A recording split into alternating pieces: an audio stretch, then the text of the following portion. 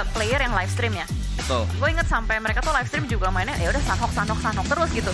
Karena mau bagaimanapun juga mereka butuh banget buat adaptasi di Sanhok. Dan ini dia, kita langsung masuk ke match keempat, di mana Sanhok kali ini akan menjadi saksi apakah tim tersebut akan bermain healing atau enggak dengan garis pesawat yang menurut gue ya ini garis pesawat yang oke lah untuk semuanya. Nggak akan terlalu menyulitkan, tapi yang biasanya menyulitkan untuk di Sanhok itu kan circle.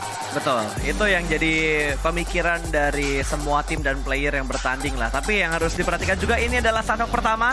Mereka masih belum mapping kira-kira drop zone mereka bakal bentrok atau tidak. Tapi seperti di arah Paradise bakal ada bentrok di mana The Xavier kali ini mereka bertemu dengan Rico. Sama-sama turun di bagian rumah panjang kali ini. Sudah mulai memegang weapon dan belum ada fight yang begitu komit. Kalau kita perhatikan dari press to go, jaraknya begitu dekat dengan Lamborghini. Tapi ada dua pemain dari Rico yang bakal ke press dengan Lamborghini. Naik ke bagian tangga, berbeda ruangan. Ternyata Lamborghini berada di bagian luar, berada di arah taman. Bukan berada di bagian dalam dari rumah panjang ini. Ya, dan ternyata mereka nabrak di satu sudut sisi kompleks yang sama. Sudah ada beberapa player yang melemparkan beberapa utilities ke bagian depan. Ada Molotov juga yang sudah mulai membuat player-player dari Rico mau tidak mau harus bergerak dan merubah kembali positioningnya. Tapi lagi dan lagi agak sedikit lama. Kali ini kita melihat nampaknya ada sedikit pencarian informasi yang sedang berusaha untuk dilakukan juga dari tim Rico.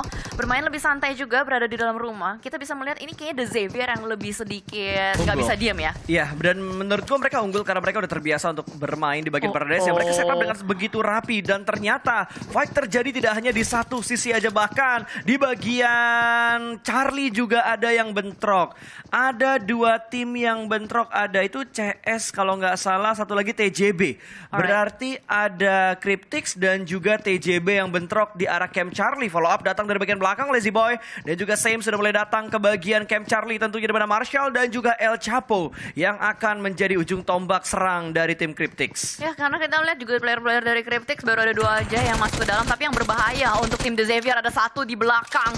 Player dari Rico yang mungkin bisa melakukan backstep terhadap player-player dari The Xavier. Gila. Dan mungkin dari The Xavier udah sedikit sadar ya, mereka langsung merubah positioningnya. Ada dua yang langsung fokus menjaga bagian belakang. Dan sedikit ragu-ragu untuk Lamborghini untuk bisa langsung tabrak ke arah dalam. Dan ternyata ada yang nge-flank. Yang backstep itu udah mulai ketahuan. Udah menerima banyak damage juga dari player-player The Xavier. Dan kita melihat The Xavier langsung merubah setup positioning mereka. Yes, ini udah sama-sama tahu posisinya untuk setupnya mereka lakukan juga, bahkan langsung aware. Lihat, 4 pemain dari Xavier langsung merespon keberadaan dari seorang Eskator yang ada di belakang mereka, mencari keberadaan dari Eskator yang saat ini berada di dalam sebuah ruangan di sebuah bangunan rumah panjang di sisi yang lain. Sudah cukup berdekatan kali ini, granat bahkan sudah mulai dilemparkan dan Deitya berhasil mendapatkan 2 dan splash damage masuk untuk membuat satu pemain dari The Xavier kembali sekarat. Granat berikutnya Eskator bakal memantulkan granatnya meletup dan mendapatkan 2 player dari The Xavier. Kondisi kembali berbalik kali ini, Rico yang menguasai area Paradise. Dark sudah mulai tumbang dan juga backup dari 2 pemain dari Xavier yang lainnya juga agak sedikit lama. Dark dipulangkan berdekatan lobby menjaga di bagian lantai 2-nya. Kali ini pada Free Fire dari seorang Frankie yang masih belum bisa mendapatkan sebuah threat knock. Dan di arah lain sudah mulai pecah juga. Rebister takedown, last man standing berada di bagian tangga. Ada di bagian lantai 2, ada di bagian balkon yang belum ada threat knock di antara kedua tim ini. Double pick dan rata sudah. Xavier habis chicken terbit lah Tusun. Gila, dia sama sekali tidak mengekspektasi kalau misalkan Paradise itu bakal ada tamu dan gangguan datang dari Rico. Game changer Escaton dengan sebuah granat, jebakan Batman yang luar biasa ya di bagian belakang. Dan ternyata dia langsung saja bisa menumbangkan 2 player sekaligus. Membuat The Xavier pincang dan ternyata fight nggak cuma di Camp Charlie atau Paradise Resort. Kali ini Hatin menjadi saksi mata juga. Tim China kali ini mengalami batu sandungan yang luar biasa. Berkali-kali bertemu juga dengan tim lain. Dan kali ini Dead Eyes yang akan menjadi target untuk STE. Tao Chun dengan menggunakan QZ menembak ke arah bagian depan. Cigel-cigel yang miss the shot. Dan ternyata double pick. Kiri kanan depan belakang berhasil untuk menumbangkan tim Dead Eyes. Ternyata tersisa satu player lagi di dalam sana. Masih dicari juga tapi tertitri. Tumbang dan akhirnya satu tim lagi dan lagi. Rata dipulangkan. 6-8 win the fight. Hatin milik untuk mereka. Wah, ini gue ngelihat fight-nya pecah di 3 tempat yang berbeda. Paradise, Camp Charlie, dan juga di arah Hatin. Hatin sudah rata, Paradise sudah rata. Malah Camp Charlie sedikit kan Dan tiba-tiba tempo sedikit menurun. Ini TJB berarti lootingan mereka low banget. Karena mereka nggak memaksimalkan looting mereka di arah Camp Charlie. Karena dijaga dengan ketat oleh tim Cryptix. Ya, dia harus memanfaatkan beberapa rumah-rumah kecil yang mereka lalui ya. Bergerak sambil melakukan scrapping juga. Dan worth it banget untuk Rico dan juga 628 mempertahankan Hatim dan Paradise. Karena dari circle-nya sendiri juga bergerak ke arah utara. Jadi dengan mereka sudah mengamankan satu kota secara utuh, itu akan membuat rotasi mereka lebih mudah. Dan wajar banget kenapa Cryptix dan juga Tong Jiabao langsung melakukan disengage ya. Karena mereka berada di luar play zone, mau tidak mau daripada harus fight terlalu lama juga, better bergerak ke arah depan. Jadi ada beberapa probability yang mereka mainkan.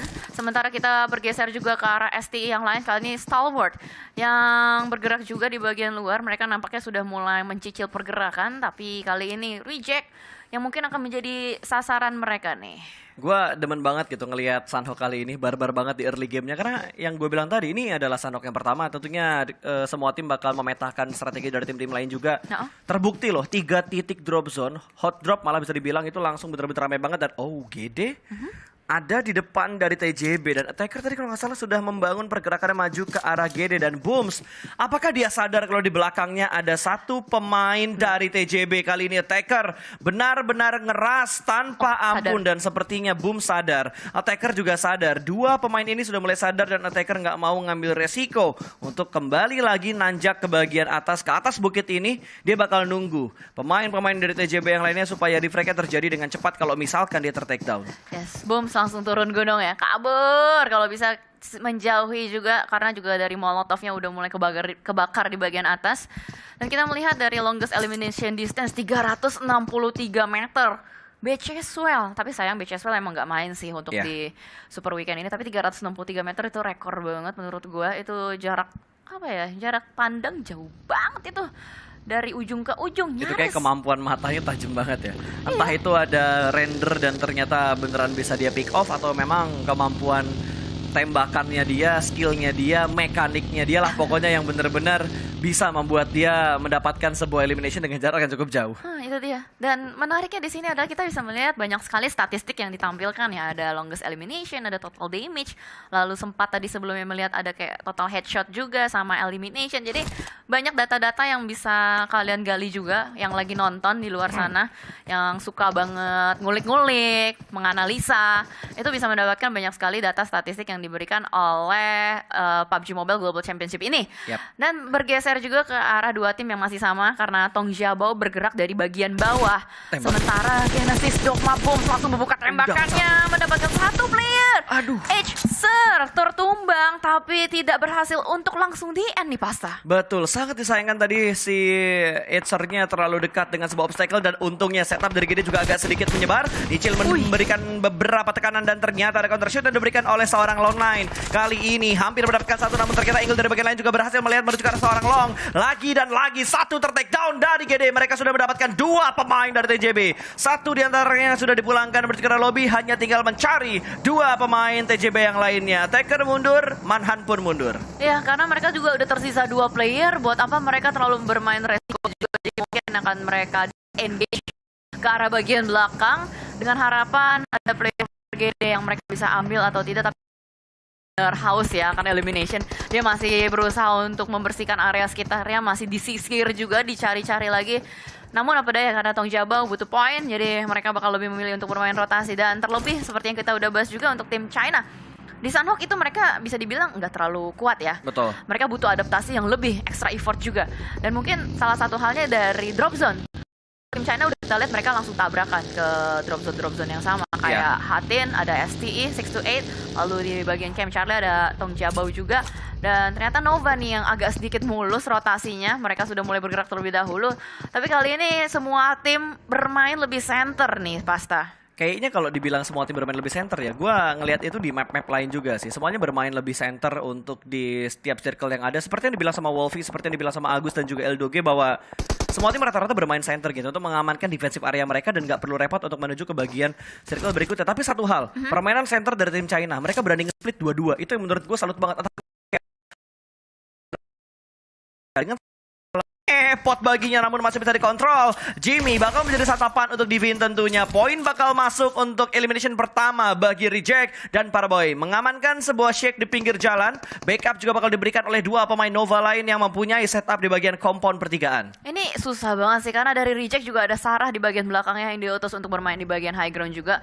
Mengunci pergerakan dari Nova. Selamat kah Jimmy? Masih usaha try hard loh, ngesot-ngesot ke bagian bawah juga Jimmy, minta buat diselamatin. Tapi nampaknya dari Reject kali ini sudah mulai mengunci juga. Order sudah tahu pergerakan dari Reject ada di mana saja.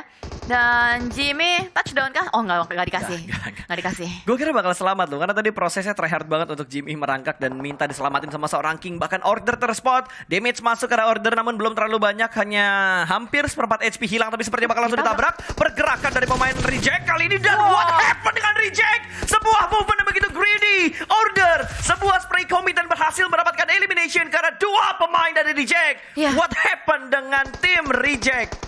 Mereka bergerak tegak lurus gitu. Betul. Depan-depanan sama order. Jadi sudut tembak dari order enak banget. Sama sekali nggak perlu melakukan tracking terlalu jauh. Tinggal tembak lurus aja ke bagian depan. That's why order langsung saja menempar satu batu dapetin dua burung. Ibaratnya kayak gitu kan. Wah, gila itu kalau ibarat batu anggaplah ketapel kali ya. Satu kali selepet dua burung kena. Nah itu makanya. Karena nggak harus tracking jauh-jauh kan. Yap. Wah, sayang sekali Reject padahal tadi udah di atas angin, posisinya malah dibalikin begitu aja sama player-player Nova. Dan sementara kita juga ada comparison yang bisa kita lihat ya dari tim STI Stalwart dengan Tong Jiabao. Total team damage, wah tukang pukul nih. 11.413 loh buat Stalwart. Wajar sih, karena mereka tim perang kalau diperhatikan. Walaupun ada beberapa momen kayak elimination mereka nggak banyak, tapi fight yang mereka ambil tuh agak banyak ternyata. Dengan damage yang berhasil mereka kumpulkan sejauh ini 11.400. Mereka tahu gitu loh, kayak mana fight yang harus di-push, di-commitin, sama atau fight yang ya udahlah nggak usah terlalu all out gitu di sini. Dan pada akhirnya Tong Jiabao mau tidak mau dia harus berputar cukup jauh. Tadinya dia masuk dari arah jam 5. Betul. Terus dia harus muter ke arah jam 7. Menghindari keramaian karena di depan mereka tadi ada Genesis Dogma. Dan ternyata kali ini Reject yang harus dibalikin ya posisinya. Padahal tadi udah enak banget mereka yang ngejegal duluan. Dan mau tidak mau mereka harus menahan tempo pergerakan. Bergeser ke arah yang berbeda. Cryptix masih berada di bagian blue zone. Betul. Ya late rotation juga Cryptix ini. Dan kita melihat lagi-lagi tempo roller coaster untuk dimainkan di bagian Sunhawk. Di bagian mid game itu pasti akan sedikit pasif juga dari tim-tim yang sudah bermain. Quarry sudah diamankan juga oleh Genesis Dogma. Tapi gue gak tahu apakah Genesis Dogma sadar atau tidak dengan keberadaan Cryptix nih di bagian belakang.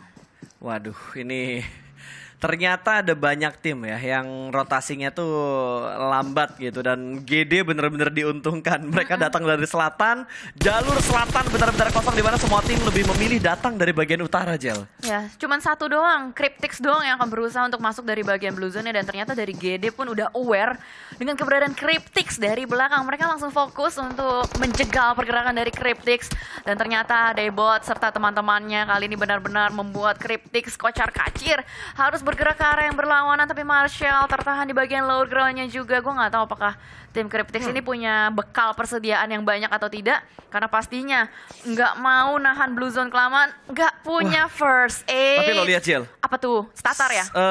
Setupnya dari GD, wah gila itu rapi banget men. 3 angle loh, 3 angle untuk membatasi pergerakan dari Cryptix dan kali ini malah satu pemain mereka diamankan oleh seorang Satar. Granat akan dilempar mendapatkan sebuah confirm elimination berikutnya meletup sudah.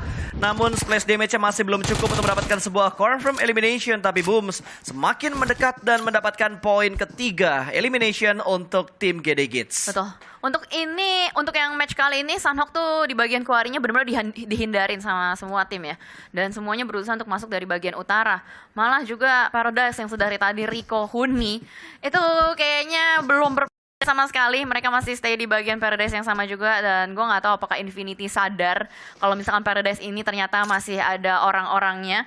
Dimana Anas yang menjaga di bagian paling atas juga masih menunggu pergerakan dari Infinity. Harusnya udah mulai kedeteksi dan sudah menjadi informasi. Tapi Infinity cukup smart. Mereka nggak mau langsung tabrak ke bagian kota-kotanya. Mereka lebih memilih untuk berputar di bagian open field dari Paradise-nya. Ya, gua rasa semua tim udah mulai pinter sih untuk main. Mereka menghindari beberapa compound yang sekiranya bakal mempres posisi mereka. Dan ternyata dari Cryptix, mereka berniat untuk memotong rotasi dari GD. Mereka tahu GD datang dari arah bawah Kuari. Mereka mengambil bagian kanan dan berupaya memotong dan berhasil ternyata. Senke berhasil mendapatkan Satar. Kali ini ada sebuah trade balasan atau elimination balasan yang dilakukan oleh Cryptix. Namun masih belum bisa mendapatkan sebuah confirm elimination. Malah fight terjadi lagi-lagi. STE versus STE. Ya, STE Derby ya. Ini udah kedua kalinya gue melihat, apa ketiga kalinya deh, gue melihat mereka selalu bertemu di tempat satu jalur masuk yang sama. Dan sayang sekali Satar mungkin terlalu jauh dari kawan-kawannya tadi bermain di bagian blue zone, ternyata membuat dirinya harus ditumbangkan. Namun kita nggak tahu apakah Cryptix itu masih bisa selamat atau tidak. Yang pasti sementara waktu STI cukup terjegal posisinya oleh tim Stalwarts, yang dimana kali ini nggak dikasih nafas sama sekali, terus menerus diberikan pressure. Sama halnya juga dengan kali ini Genesis Dogma yang lagi berusaha untuk predict, Betul. ya kan, tapi nggak Predict shot. ada gitu loh. Kalau biasanya nembusin smoke, nembusin rumput, ini nembusin pohon. Puun. Nembusin puun ya. Puun. Wow, Circle bener-bener nge-support banget ke arah GD sih. Kalau gue jadi GD mungkin gue bakal naik ke atas, ngecek kalau komponen kosong bakal gue ambil, split 1-2. Karena tinggal 3 pemain dari GD, start tadi dipulangkan ke arah lobby. Dilihat di bagian camp sebelah kiri di mana dari For Rivals kali ini yang berhasil mendapatkan sebuah elimination, tapi blind shot datang entah dari mana membuat satu anggota mereka ter-take down di arah blue zone. Ya, mereka masih fight di bagian blue zone dan sementara mereka fight, Nova tiba-tiba langsung bergerak masuk ke bagian compound di tengah-tengah zona. Mereka langsung merebut golden spot yang mereka tahu dan mereka nggak mau memberikan hal tersebut. Namun sementara yang di play zone lagi aman, di luar ini lagi pada kocar-kacir dari For Rivals dan juga MSC. Ini sayang banget sih menurut gue, terlalu lama di bagian blue zone, terkikis juga nyawa-nyawanya. Dan ternyata nggak cuma Nova nih yang mau golden spotnya, ada juga Reject. Dan mereka langsung mengambil kompleks seberangnya, bertetanggaan juga. Itu tadi Reject sama Nova ketemu kan ya? Iya, tapi paling nggak enak sebenarnya posisinya Reject loh. Karena dari dia itu harus naik ke arah high ground. Tapi granat kali ini, wow! Sebuah predict untuk pergerakan dari dua pemain For Rivals. Pemburu Epi tumbang di satu granat dari seorang TG13. Yes, buy one get one free. Grenade-nya lagi promosi ya. Tapi For Rivals kayaknya akan mengalami sebuah batu sandungan yang luar biasa. Masih bisa melakukan revive, tapi harusnya ini bakal menjadi revive yang cukup deg-degan karena DPS dari Blue Zone udah cukup menyakitkan juga. Dan percobaan kedua dari TG13 untuk melemparkan sebuah granat ke bagian depan. Dan gila, 3-point shoot. Lagi dan lagi kita melihat ada aksi 3-point shoot dari tim yang bermain di PMGC kali ini. TG13 akan membuat sebuah perubahan besar dan dia memperpanjang nyawa hidup dari MS Chonburi. Gila loh, ini TG13 bener-bener main bagus banget. 3 pemain tadi, 2 ya. 3 yang 2 dipulangkan ke arah lobby, satunya knockdown. Berarti tinggal Ipul tuh. Tinggal Ipul yang sudah terspot tapi entah berada di bagian mana, yang jelas masih ada di bagian blue zone juga. Dan TG begitu tertib, dia nggak langsung buru-buru untuk mendapatkan sebuah confirm elimination, tapi dicari dulu. Terus kalau misalkan nggak dapat, dia bakal bersabar dulu, mundur lagi ke arah belakang. Nggak pengen menyia-nyiakan waktu dan juga mengambil resiko yang cukup besar. Ya, dan sementara itu di arah yang berbeda juga kita melihat ada fight beriring-iringan dengan blue zone yang terjadi juga. Close combat tembakan dari Prestigo benar-benar berbau tubi-tubi membabi buta, tapi masih bisa dibalikin dengan running shot Stalwart. Tapi pada akhirnya harus dijegal begitu saja. Rico Infinity berhasil untuk bertahan hidup lebih lama lagi, tapi sementara di arah yang berbeda juga ada 3-way showdown antara 3 tim. Kali ini tim Secret yang akan berusaha untuk fight juga dengan Infinity di depan sana. Lemparan sebuah granat. Wing!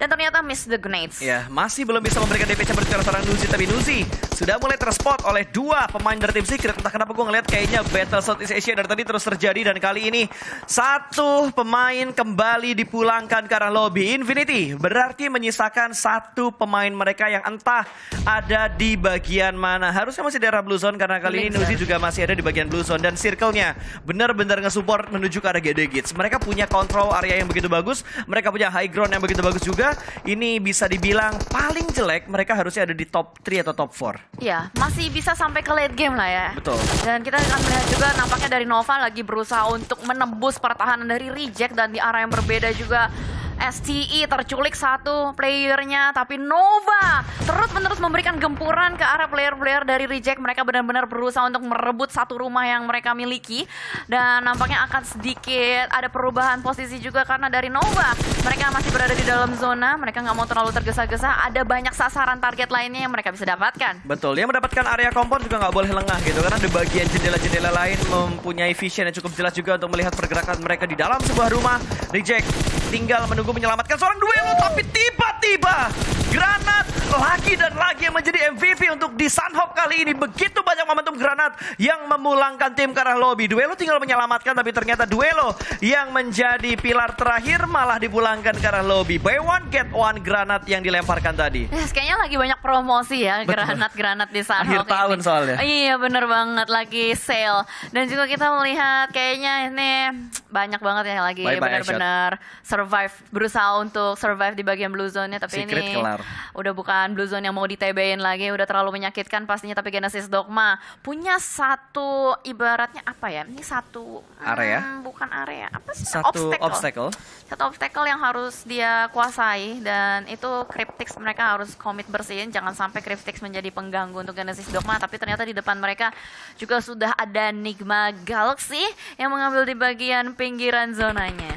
Betul, ini tadi harusnya bisa langsung gerak cepat sih, tapi untungnya dari GD mengontrol bagian kanan mereka dengan begitu bagus, mendapatkan satu knockdown lagi, ingin dipulangkan langsung menuju ke arah lobby dan berhasil mendapatkan sebuah confirm elimination. Knock and valid, not bad, poin bertambah harusnya, tapi ternyata Debo tertangkap oleh Freak. Pemain dari Nigma punya angle menuju ke arah GD, dan Nichil juga sudah mulai terspot. Plus ada seorang Hamodi yang bisa melihat pergerakan dari seorang Nichil. Ada pre-fire yang diberikan, ada granat yang dilemparkan. Ini GD agak tersandwich. Momentum mereka untuk masuk dalam zona agak sedikit terhalang, namun ada bantuan yang datang dari Yuyang atau Kuyang yang tiba-tiba setup dari 6 to 8 di bagian high ground.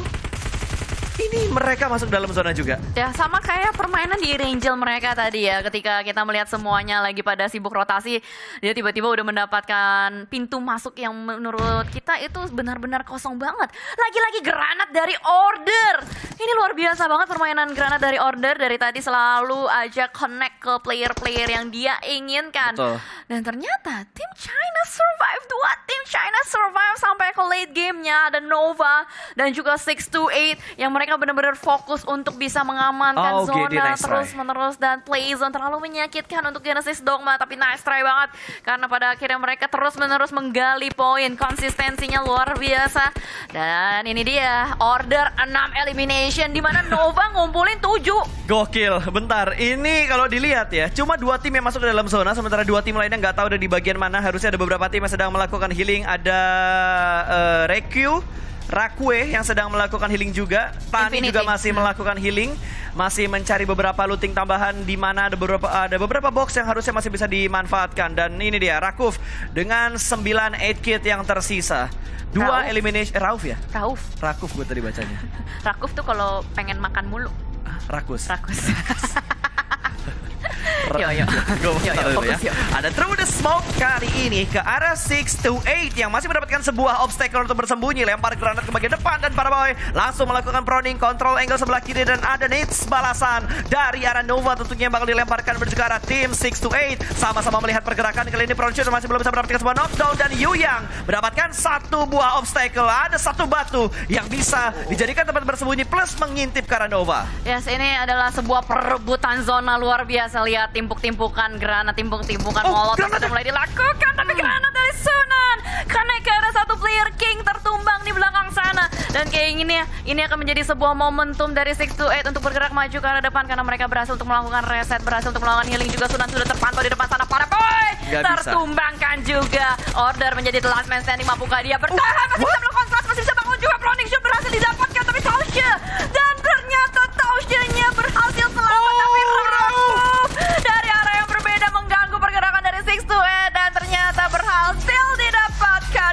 winner chicken dinner kedua untuk 6 to 8. WWCD kedua nih buat STE atau 6 to 8 di hari ini dengan 10 elimination. Jumlah eliminationnya bertambah. Di game sebelumnya atau di game pertama mereka mendapatkan 8, dan kali ini mereka mendapatkan 10 elimination. Congratulations untuk 6 to 8. Gila. Itu kalau kalau misalkan tadi 6 to 8 sisa 1, WWCD-nya buat Enigma Galaxy. Harusnya iya, Iya tapi kan?